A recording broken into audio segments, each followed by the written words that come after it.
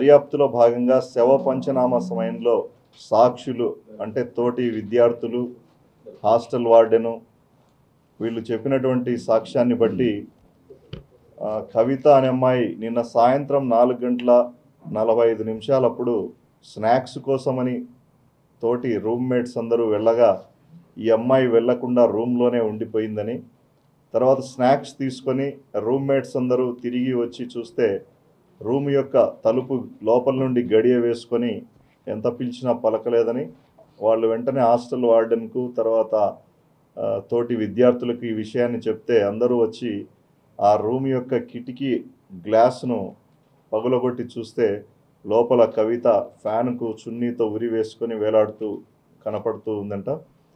వాళ్ళు వెంటనే ఈ విషయాన్ని అందరికీ చెప్తే అందరూ కలిసి బలవంతంగా తలుపును తోసివేసి లోపలికి వెళ్ళి ఏమైనా ప్రాణంతో ఉందేమో అనే ఉద్దేశంతో ఆ అమ్మాయి యొక్క చున్నీని కత్తెరతో కత్తిరించి కిందికి దించి హుటాహుటిన సవేరా ఆసుపత్రికి బాడీని తరలించడం జరిగింది.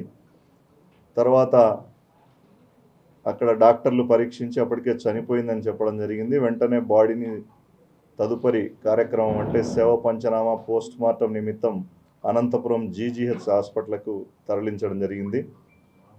ఆ తర్వాత నేరస్థలాన్ని పరిశీలించినప్పుడు దర్యాప్తు అధికారి అక్కడ ఆ అమ్మాయి హాస్టల్ గదిలో అంటే రూమ్ నంబర్ 22లో ఒక సూసైడ్ నోట్ దొరికింది.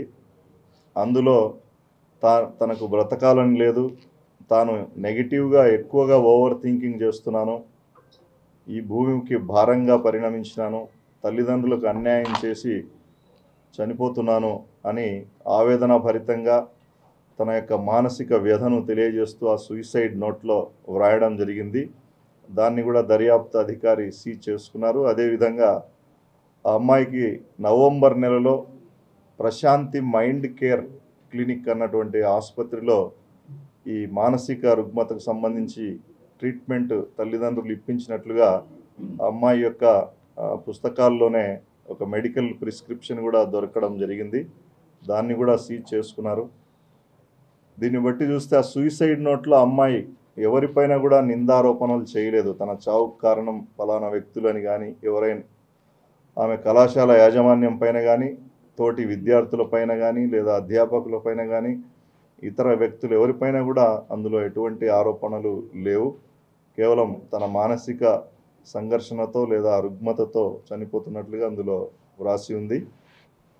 అదేవిధంగా డాక్టర్ గారు పోస్ట్ మార్టం చేయడం జరిగింది. ఆ పోస్ట్ మార్టం నివేదిక వస్తే ఇంకా మరణానికి గల కారణం ఏమిటి అనే విషయం కూడా స్పష్టంగా తెలుస్తుంది. దాన్ని బట్టి తదుపరి దర్యాప్తును ముందుకు తీసుకుపోగలమని మీకు తెలియజేస్తున్నాను. మరిన్ని వీడియోస్ కోసం ఛానల్ ని సబ్స్క్రైబ్ చేయండి. లేటెస్ట్ అప్డేట్స్ కోసం వాట్సాప్ ఛానల్ ని ఫాలో చేయండి. అండ్ లింక్ డిస్క్రిప్షన్ లో ఉంది.